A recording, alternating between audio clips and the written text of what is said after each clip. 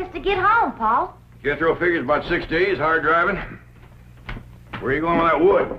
Granny wants it on the truck. Put it down. With all the wood we got back at the cabin, we sure ain't going to haul none from Beverly Hills. Oh, she says it's for on the way. On the way? Granny, what in the world do you do? I'm making sure we don't freeze to death. It's warm here. Won't be when we get in the mountains. You figure to keep that thing burning for 6 days? And 6 nights. Don't forget, it's December every other place but here. Damn blame California. The weather's as mixed up as the people. I'll be glad when I get back where there's some snow and ice. I can't wait to see Ma and Jeff Green. Yeah, it'll be my fine Christmas present for your ma and your sister, or us dropping in on them like this. Now tell me again, exactly what did Marie say? She simply said the Clampetts were loading their truck and appeared to be moving out. Why? What could have happened? Who offended them? Whoever it was, I'll have them driven out of Beverly Hills. Chief, don't get so upset. I know a man with $25 million in your bank Is that why you think I'm upset? Because Jed Clampett has $25 million in my bank? Isn't it? Of course not. The thing that upsets me is the fact he might take it out. I don't know whatever happened to the key to that door, but I reckon with our stuff out of there, ain't nothing left anybody want to take, except them old pictures. Oh, Miss Hathaway says a couple of them pictures is Rembrandt. All right, after Christmas, we'll see he gets them back. Where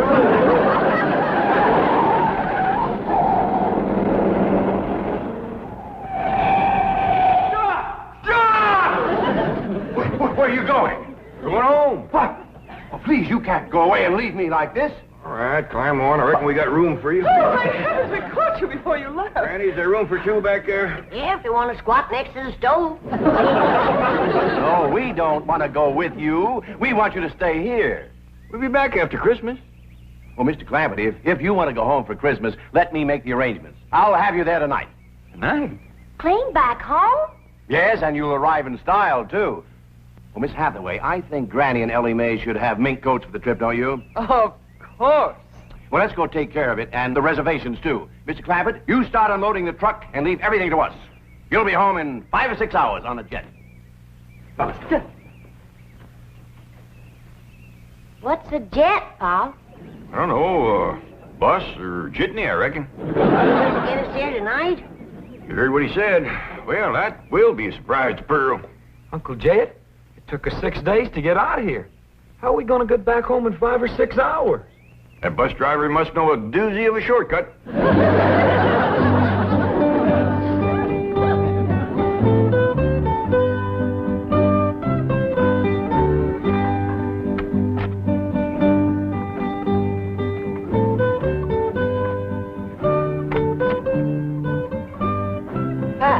Have we got plenty of champagne and caviar? I guess so. Why? The entire first-class section has been reserved for a family of VIPs, the Clampetts. Wow. Young ladies, I presume you've been advised of special arrangements for the Clampett family? Oh, yes, indeed. Certainly have. Here they come now. Oh, get a load of those minks. Granny, Ellie May, right this way. I'm sure you'll be quite comfortable in the lounge. This way. Uh-oh. How did they get past the gate? Let's get them out of here before the Clampetts see them. I'm afraid you're in the wrong section. May I see your tickets, please? Well, I don't think we got any. Say, this bus sure is fancy. Why? You've come to the wrong place. You want the bus station. Now, just go back the way you came and ask for the Traveler's Aid. Now, they'll help you. Oh, yeah. Well, thank you, ma'am. Granny, Ellie May, come on. We're on the wrong bus. Mr. Clampett, what's the trouble? This is Mr. Clampett? Of course. Right this way. Jethro? Here, Jethro. Keep the tickets. Now, Mr. Clampett, you have the money Mr. Drysdale gave you. Yes, ma'am. Right here. A limousine will meet you and take you to Pearl's house. And Mr. Drysdale is phoning ahead to Mr. Brewster to be sure your cabin is in order. Well, don't let him give away a surprise to Pearl. Oh, he won't. Well, happy landing, Merry Christmas, and au revoir. Merry Christmas to you, too. And Jethro, here's something for you if you promise to bring it back to me. Take good care of them, and remember, the tall, young, good-looking one is mine.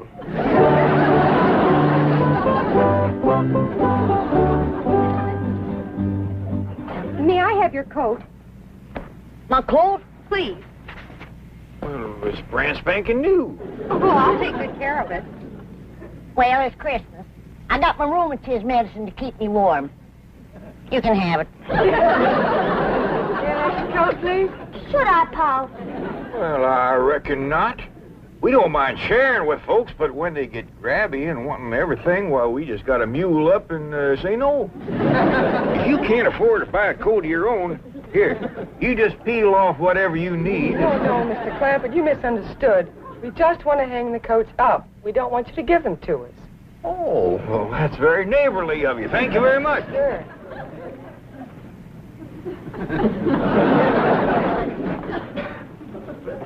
Now, if you'll all be seated over here until we get underway. Come on, let's go.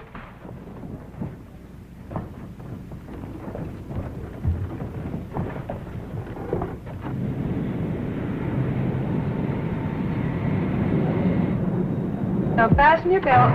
Well, I ain't wearing one, ma'am, just my Gallisons. I meant your seatbelt. Doggies, this is a fancy bus.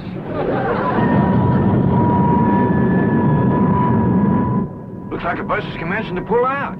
Now we'll see if this bus driver knows an all-fired fancy shortcut. That's you and me watch the road so we can remember it. Okay, Jethro.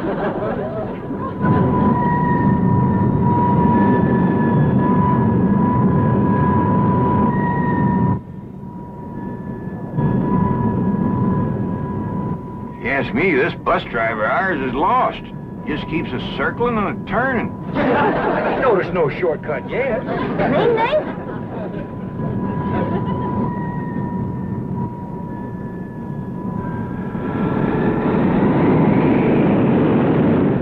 Listen to him erasing that engine.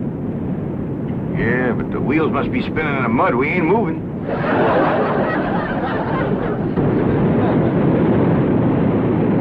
He got her out of the mud. Yeah, we're moving now.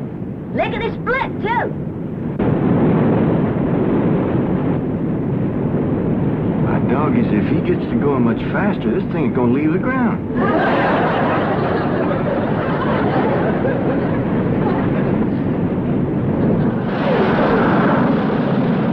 Don't look now, but it is leaving the ground. Jethro, you better get up there and tell that bus driver to slow down. Ain't got time for that. Let's get off of this thing before it gets any higher. Now, wasn't that a smooth takeoff? You may unfasten your seatbelts anytime you like. Would you folks like some champagne and caviar? Or would you prefer a nice hot meal?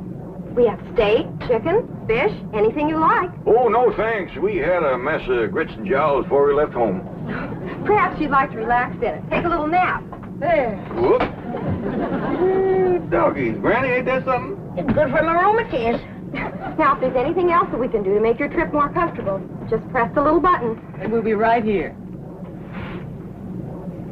Them girls ain't a bit scared. Sure is friendly, too. Offering to share their food with us. Makes me feel ashamed we didn't let them keep our coat. You want me to go up and talk to the bus driver, Uncle Jed? I reckon not, Jethro. Don't nobody else seem skittish, and we don't want folks to think this is our first bus ride.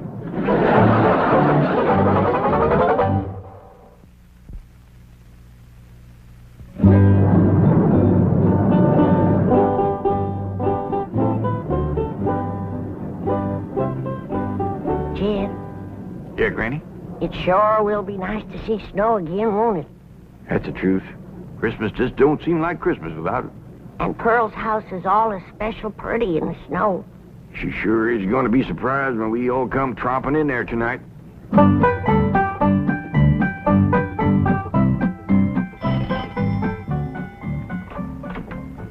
Howdy, Pearl. Homer Winch, when are you gonna learn not to walk into a body's house without a body inviting you? Well, I rang and you didn't come. You didn't give me time, you old coot. Now, don't you never do that again. Get out of my parlor. I like you when you're mad, Pearl. You're an exciting woman. Homer, you get out of here. I don't have time for your foolishness. Jethro and me's going to California to spend Christmas with Cousin Jake. Well, and I reckon you don't care to hear what I got to say. That's right. About Mr. Brewster. Mr. Brewster! Yeah, that tall, good-looking city fella works for the oil company. Drives that big car. What about him? Is he in town? I've been ordered from your parlor, Pearl. I think I'd best be going. Homer, I didn't mean it. Please, Homer, you tell me about Mr. Brewster, and I'll bake you a sweet potato pie. Well... And for dessert, red horse swimming in elderberry wine. You're an exciting woman, Pearl. Tell me. Well, you see, he stopped over at the Emporium to get some cheese and crackers. Said he was going to be over at Jed's cabin alone all day, and he didn't have no food. Thank you, Homer. Merry Christmas. Now, wait a minute, Pearl. You ain't going to do me out of my tater pie, are you? Well, of course not. You get it. Well, when? Well, I'll let you know. I'm busy right now. Bye, Homer. Ding, dang, darn it, I done it again. Let some pretty woman twist me around her finger. I hate to go home. Mama's going to give me the ticket.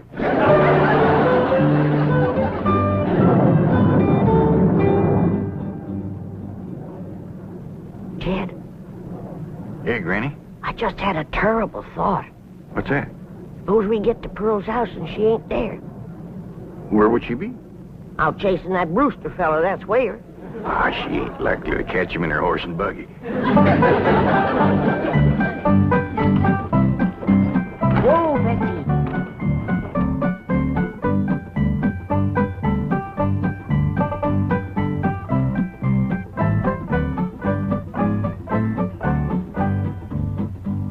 Now, Betsy, I play my cards right. You get to keep that there blanket permanent, because I'm going to have something else to keep me warm. A husband. Ain't that a beautiful word, husband? Husband. And what's more, I'll be riding in that big, fancy automobile. So you can retire to pasture with that good-looking racehorse from Hot Springs. Well, I thought I heard a horse. Mrs. Modine. Won't you come in? Well, thank you. It's a mighty cold today, ain't Yes, it? it is. Well, it's nice to see you again. I'm sorry it's so cold in here. Didn't bother to build a fire in the fireplace, and I'm afraid that kerosene stove doesn't put out much heat. Well, I can't stay but a minute. I just came by to give you this and say Merry Christmas. Well, thank you. Oh, you shouldn't have. Oh, it's just something that I made myself. Oh, that's nice. Land to mercy. Look at this place.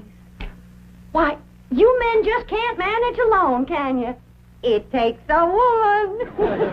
Oh, please don't bother. I won't be here. You see, I'm going home to Tulsa for the holidays.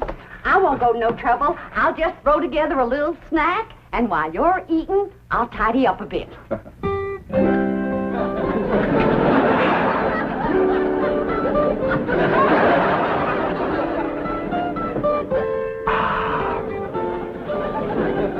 This is the most fantastic miracle I've ever seen.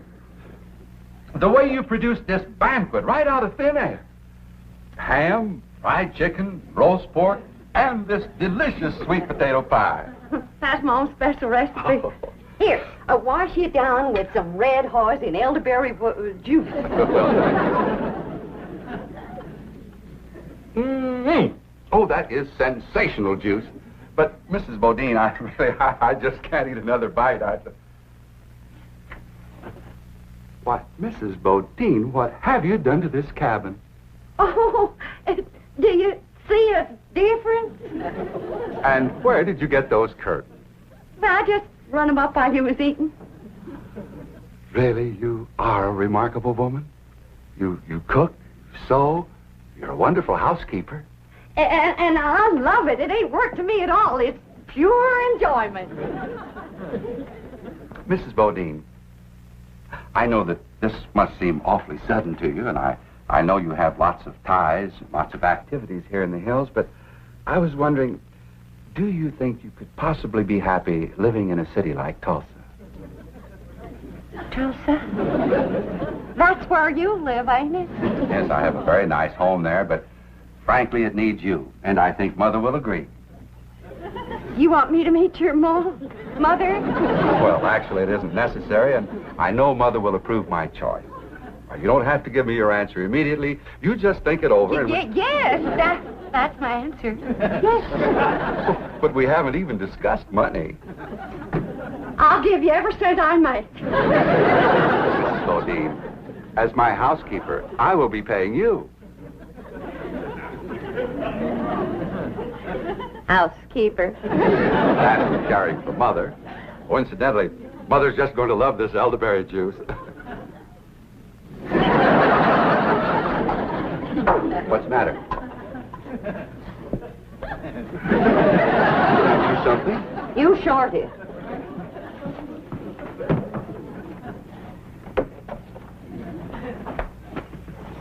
You let me cook for you. You let me sew for you. Hand me the ham. You let me house clean for you. Now then, I don't know what it takes to get engaged in Tulsa, but in these here hills, you've done enough to get yourself promised, hitched, and honeymooned.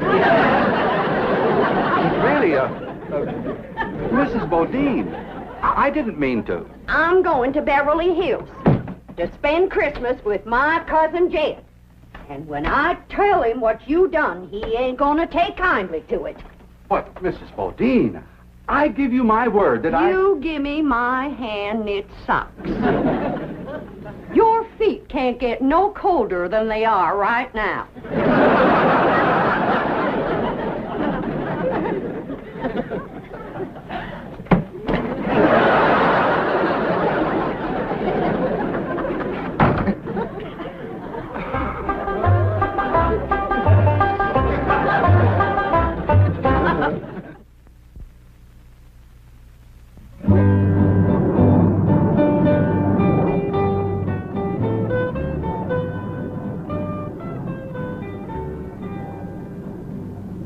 They're sleeping like babies. Do you think we should wake them for the movie?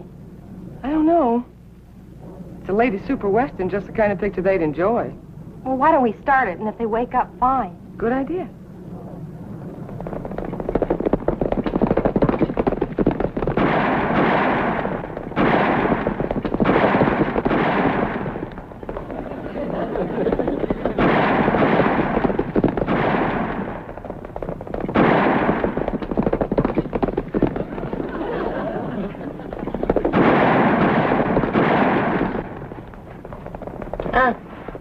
What?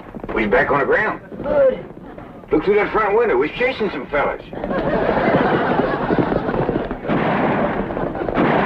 They shooting at us. Exciting, isn't it? Get down! You was right in the line of fire. What's going on? Whatever it is, I'm getting in on it.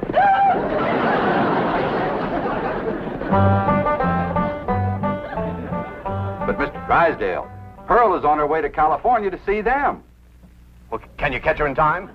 Oh, I think so. She's driving a horse and buggy. I'll tell her family's on the way. No, this is a surprise. Well, then what'll I say? But say anything to keep her there until the Clampetts arrive. Now get over to Pearl's. Oh, no, she might misconstrue. You see, I have a very delicate situation here. Yes, you certainly have. And if you spoil Jed Clampett's Christmas surprise, he'll cut off your oil. But Pearl might think I want to marry. Merry Christmas to you, too. Bye. Hello? Oh, boy. Here's the sweet potato pie and red horse, I promise. Hey, there's a piece of this pie missing. And a gulp or two of these red haws. Who got it, Pearl? None of your business. Now get along. Jethro and me is leaving for California. Yeah, I want a whole pie just like I was promised. Now you get out of here before I throw you out of here. Men is all alike. Gimme, gimme, gimme. You're an exciting woman, Pearl. Oh, don't you even speak to me. There ain't a man alive worth the powder it'd take to blow him to you nowhere. men is just a bunch of low-down, no-good... Mr. Brewster! Bodine, I hope you're not angry at me any longer. Angry at you? Why, don't be ridiculous. Oh, here, have some more sweet potato pie and some Red Horse. Oh, this is a rascal been trying to steal my woman and my pie. I'm going to give you such a show. Oh, I think I throwed my dang knee out. And I'm going to throw out the rest of you.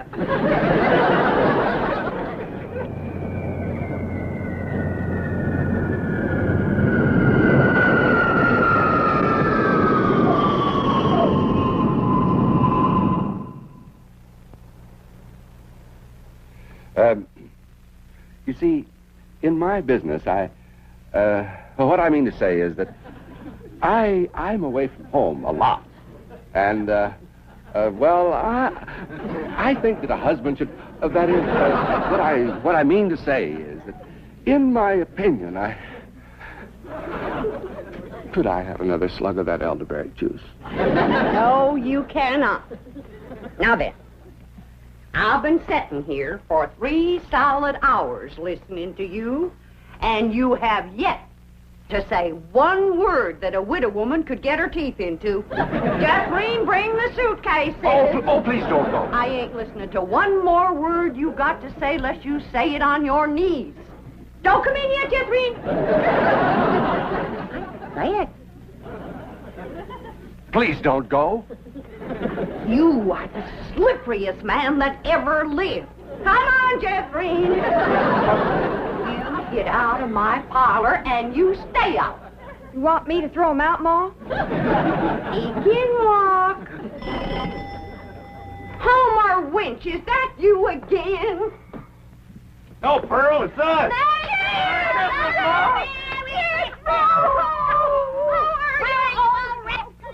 Merry Christmas, Jethro. Uncle Dad.